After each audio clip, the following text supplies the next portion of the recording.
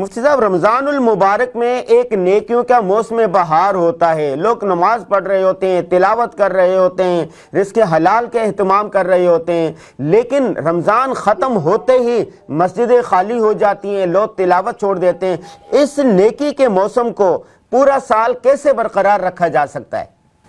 دیکھیے، اس رمضان المبارک میں اگر ہم پہلے روزے سے آخر روزے تک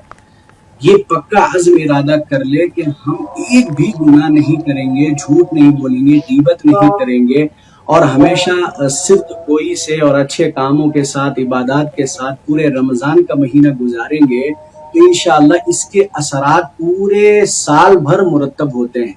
کیونکہ قرآن میں اللہ تعالیٰ نے فرمایا لعلکم تتقون، یہ روزہ اس لیے فرض کیا گیا ہے تاکہ تم متقی اور پرہیزگار بن جاؤ۔ اللہ کا وعدہ برحق ہے، اگر ہم صحیح طریقے پر رمضان کا مہینہ گزاریں گے تو انشاءاللہ ہم بقیہ مہینوں میں بھی گناہوں سے بچ سکتے ہیں۔ یہ جو کمی ہوتی ہے کہ رمضان کا مہینہ گزر جانے کے بعد پھر سے وہی حالات آ جاتے ہیں، تو کہیں نہ کہیں رمضان کے بابرکت مہینے میں ہم سے کوئی لغزش ضرور ہوتی ہے، جس کے پھر اثرات یہ مرتب ہوتے ہیں کہ آئندہ پھر ہم نیکیوں سے محروم ہو جاتے ہیں۔ اس لیے اس مہینے کی قدر کرنی بہت ضروری ہے، ایک ایک لمحے کی قدر کرنی۔